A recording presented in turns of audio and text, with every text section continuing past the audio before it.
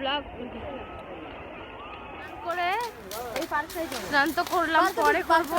পার্কটা দেখো তোমরা, সুন্দর দারুণ। ভিতরে গিয়ে আবার দেখা।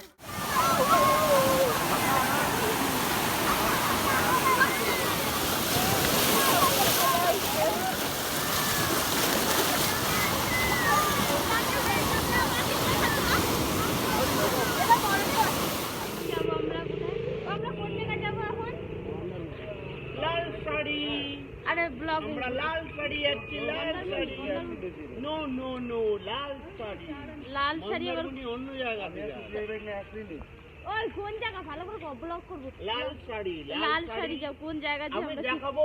লাল কাকড়া ভর্তি, ওই যে বলে দিচ্ছে যাই সব। ঠিক আছে তোমরা দেখতে থাকো। তো এই জায়গাটা আসতে প্রায় আমাদের 1 ঘন্টার বেশি লেগে গেছে। এটা হচ্ছে উড়িষ্যার তালসারি জায়গা। এই বালুর চরে কিন্তু শুধুমাত্র লাল কাঁকড়া, শুধু লাল কাঁকড়া। তোমরা হয়তো এই দেখো, দেখতে দেখতে কিন্তু ওই বালুর নিচে এদের কাছে যত এগিয়ে যাবে কাঁকড়ার দিকে, ওরা বালুর নিচে ঢুকে যাচ্ছে। অনেক ধরার চেষ্টা করলাম, দেখার চেষ্টা করলাম, ক্যামেরাতে একটু ইয়ে করব, তাও পারলাম না। খুব ধরতে গেলে যেই যাচ্ছি আগে সেই ওরা ভিতরে লুকিয়ে যাচ্ছে।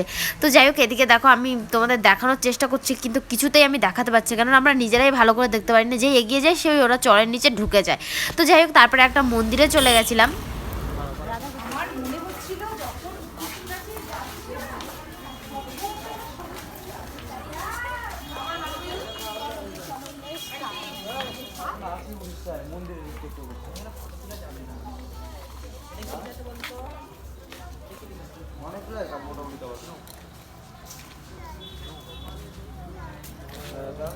তো যাই হোক, তারপর ওদিকে আমাদের মন্দির ঘোরা কমপ্লিট হয়ে আমরা চলে আসলাম একটা ঘাট টাইপের। এখানে 108টা সিঁড়ি পার হয়ে ভিতরে যেতে হয়।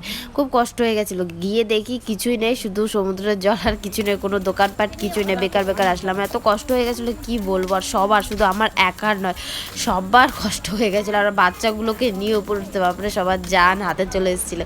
এই দেখো তোমরাই দেখো, বেকার আসলাম না, দেখো জিনিসগুলো, একটা দোকান নেই, একটা কিচ্ছু নেই, শুধু ঘাটে 3-4 জন হয়তো বসে আছে। সেটা দেখার জন্য আমরা 108টা সিঁড়ি পার করলাম। তো যাই হোক, ওখান থেকে বেরিয়ে নিউ দীঘার দিকে একদম চলে গেলাম।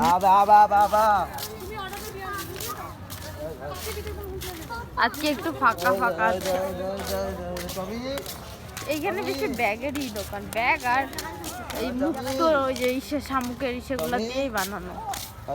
কি একটা ব্যাগ নিতে হবে, ব্যাগ নালে বাচ্চা ক্যারি করার জন্য, ছিঁড়ে তো চিনির জন্য নেওয়া হবে। দেখি বড় হচ্ছে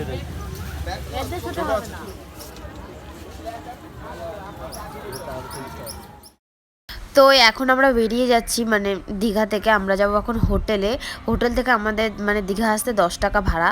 তো যাই হোক, এই খরচ অনেক টাকা, এখানে আসতে গেলে অনেক টাকা পয়সা নিয়ে আসতে হবে, কারণ এখানকার খাবার আর জিনিসের দাম এত পরিমাণে কি বলবো। আর তো যাই হোক, বেশি ভাড়াতেই চলে যায়, কেন কেউ হেঁটে আর আসতে চায় না রুম থেকে দীঘা অবধি। সবাই 10 টাকা করে ভাড়া, ভাবো যতবার আসবে ততবার 10 টাকা। আর আমরা টোটাল গেছিলাম 8 জন, তাহলে ভাবো আসা যাওয়া ভাড়া অনেক টাকা খরচা হয়ে গেছে আমাদের এখানে এসে। কিন্তু এমন কিছু আমরা কেনাকাটা করতে পারি, টুকিটাকি, কারোর জন্য কিছুই কিনিনি ধরতে গেলে। তো যাই হোক, এই দেখো আবার সকালবেলা আমরা এসেছি এখানে, যে আর সেদিনকার রাতে আমরা ভিডিও বানানো কমপ্লিট। প্রচুর ঠান্ডা লেগে গেছে আমার, এই দেখো। এখন একটু চা খাবো, চা হচ্ছে ভিডিও বানানো, এত বানানো শেষই হয় না। এখন আমরা সবাই রুম থেকে বেরিয়ে যাচ্ছি। তো ব্লগটা এখানেই স্টপ করে দিলাম। তোমাদের ভালো লাগলে একটা লাইক, কমেন্ট আর শেয়ার করে দিও। আর ভিডিওটা নতুন কেউ দেখলে চ্যানেলটাকে সাবস্ক্রাইব করে দিও। তো চলো আজকের মতন টাটা। ওই যে অটো চলে এসছে, চলো টাটা।